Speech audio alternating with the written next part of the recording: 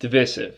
When I say that word in the context of a show about video games, it probably comes as no surprise. Video games are divisive experiences. In a world where art has the magical power to bring us together, a vocal minority of folks out there drown out loving voices with incessant arguments about quality, consoles, or otherwise. The reality is games aren't constant. They're actually changing right under our fingertips, like the surface of water rippling in thousands of different ways we don't consciously notice. A game is an ever-moving part that is different to everyone who plays it. A single playthrough of any given game is always different, depending on a myriad of factors. Maybe not overall, the broad strokes are the same, but thousands of behaviors and variables, in addition to the millions of different people with their own millions of different experiences, come into any given gaming title just differently. It's why I can hate a critically renowned game like Grand Theft Auto 5, or adore a game that seems to be lost in the vacuum of criticism, like Beyond Two Souls. Some games are constructed to be the same for all who play them, yet still nothing is beyond that ever-shifting articulation that is human interpretation. It's the trouble with art. What we bring to it makes it as much ours as it is the creator's. And some people take that ownership very, very seriously. So experiences vary. They change and ripple. And that's absolutely fascinating. So hey, let's talk about it.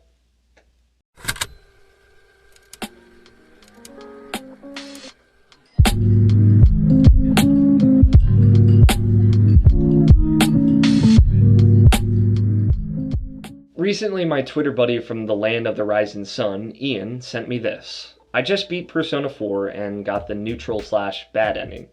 Is it wrong to feel cheated? I feel like this game is more ride than destination. I have no desire to play another 60 plus hours to get a new ending. He just finished my favorite game of all time, Persona 4 Golden, and he had so much fun playing it, calling it out as a great experience. Yet, here's this tonally frustrated tweet to me.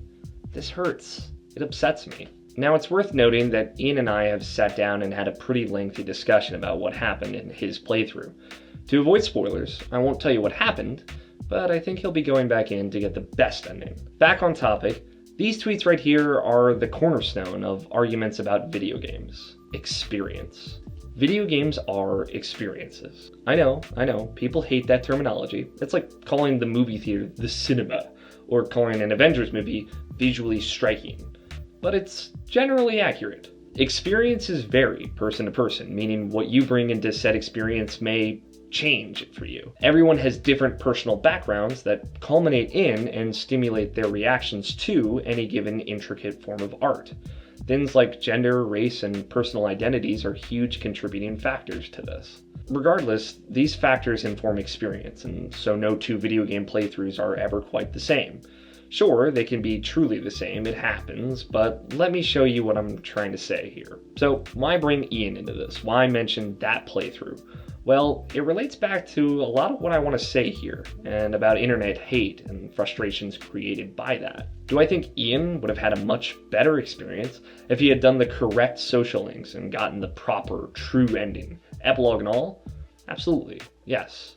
With what little I know of Ian and the conversations him and I have had about the game, I think so. But to say the correct social links or the true ending, regardless of accuracy, simply undermines Ian's experience with the game. And is that reality? What's more, is that even feasible for him to do that? Well, no, not really. Now, I could go on and on about the cherished first playthrough of a video game, but that's an entirely separate Alex Talks waiting to happen, and it will happen. In the meantime, to surmise that idea, a player's first impression is always the strongest. The first playthrough defines your opinion of that game. Period. Regardless of multiple playthroughs and understanding what's going on in the story, world, or any other given aspect of the title that maybe subsequent trips to that experience will illuminate, they're entirely dependent on the quality of your initial interpretation, that first brush, so to speak. But hey, this is a visual essay, let's use some examples. The biggest to pull for myself is Dragon Age 3. If you didn't know, I hated Dragon Age Inquisition, and part of that is because of the game, but it almost entirely hinged on a single moment that occurred in my first playthrough. A very rare, game-breaking bug. About halfway through the game, Dragon Age Inquisition brings Hawke, the protagonist from Dragon Age 2, into the story. Now, for a little more background, I loved Dragon Age 2, and Hawke is, and continues to be, my favorite character in that universe. When initiating the dialogue with Hawke in my playthrough, the game would crash. Every time. This incredibly exciting moment for my most anticipated game of that year was underpinned by maybe the most frustrating and game-ruining heel turn of any game I have ever played. Even after waiting for the subsequent patch, which included all promised bug fixes, the game continued to crash every time I initiated this conversation. In short, my save file was ruined. My playthrough was finished, whether I liked it or not. Nothing kills the momentum of a game like a game-ending bug. After plenty of internet research, I found maybe 5 other folks who had had this issue. In short, it wasn't widespread. But it hit me. It destroyed that game in my eyes. My distaste for Dragon Age Inquisition runs deep and personal, and no one else I've had direct communication with feels quite the same way. In fact, a vast majority of people I know adore the game. It made me scoff at many of my favorite video gaming sites, which awarded it Game of the Year, with complete and utter frustration. Enter the woes of being a video game. A video game is a moving part, unlike its cinematic brethren. Breaking Bad will always be Breaking Bad, and sure, you can have a bad experience with the show, but it's consistent and the same every time you watch it. The factors at play feel less personal, less under your control. Truth is, video game bugs are completely out of your control, but to reference back what I said in the first Alex Talks, there's a tactile nature to video games. It feels like it's your fault in some way, even if it isn't, because you have such control over the agency of play. That's unendingly frustrating. But hell, maybe your roommate constantly screamed at you, but only when you were watching Breaking Bad, and now it sucks for you forever. What do I know? Let's look at another example. My dear friend, Roger Picorni, was built to love the video game Life is Strange. Playing through the title in 2015, culminating in it being my game of the year for that year, led me to believe a very specific subset of my friends would love the game. Roger was at the top of this list. From its younger focus to its tasteful coverage of mental illness and time-traveling superhero meets sci-fi quasi-love story, I thought it had the perfect DNA for Roger. Well, in short, I didn't expect his reaction. The tone isn't consistent, the gameplay is not that fun, and at its best, in episode 5 and some amazing climaxes with some characters like Kate and Chloe, it's really good. But the amount of time where the game's actually good is about maybe an episode and a half. Harsh. But hey, don't misinterpret. I'm not putting Roger on blast. His review is well articulated. You should watch it. It's an argument that is unquestionably defended by his experience. Let's use this as a forum to have an intelligent disagreement about Life is Strange, not an immature squabble. Regardless of the baggage of being wrong I brought into Roger's review, there is a separation we need to understand. Our experiences were fundamentally different. Not just because it's a game where you can make major decisions and paths diverge at various forks, but because of who we fundamentally are and the differences therein. Coming off of that, it's valuable to merit the folks that attempt to make a game that is actually the same for all who play it. Inside is the shining example, and Playdead has made a name for themselves with their linear puzzle platformer experiences. Inside takes that tact, and though I've heard it referred to as Super Limbo, it goes deeper than that. Where Limbo had a focus on gameplay, hey, there are puzzles and challenges here, tricks to solving what's happening using the limited environment ahead of you, Inside is more about atmosphere. The world ahead of you doesn't present a challenge, really, or not a direct challenge at least. A lot of the puzzles or obstacles the player faces all exist merely because they just so happen to be in your way. Not that they're purposeful roadblocks in your path. It's almost as if by happenstance these things impede you, and while there are plenty of enemy archetypes and goddamn vicious boy-killing dogs that would love to see you straight up murdered, many puzzles here are just part of the world you're traversing. They're in your way because you just have some unknown direction forward you must press toward. Inside renews its own focus into atmosphere.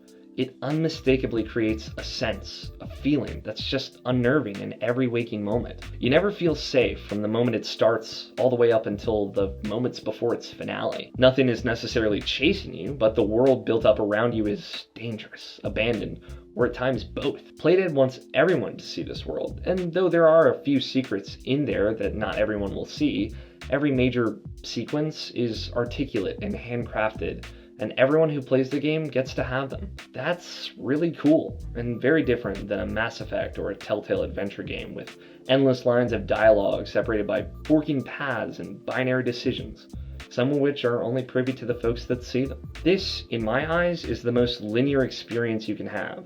Something crafted, tuned, and justified. Something the same for everyone. And even still, there are problems. Your controller could go dead. It may not be available on your platform of choice. There could be a bug in the PS4 version that only you ran into.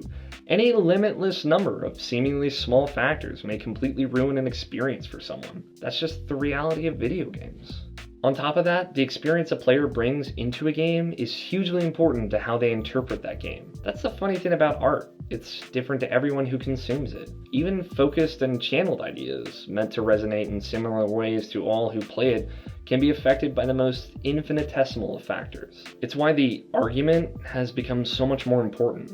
Why the videos like these, that anyone can do, can still be at their most base, different and engaging. They're a new perspective, and that can only enrich your understanding of the title in question. In video games, we have a tendency to push these opinions away, to deny them, probably because our agency when we play a game makes it so much more personal, more involved. But to use my very own experience above, Inside, to me, was eerie and beautiful.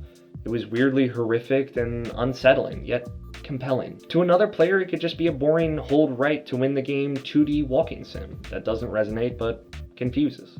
And that's that. If someone who you thought would like Inside played it and got that impression, that's kind of it. That first impression won't go away and can't necessarily be altered or improved. Some folks with astoundingly open minds can go back to something and re-see it with fresh eyes. But let's be honest with each other here.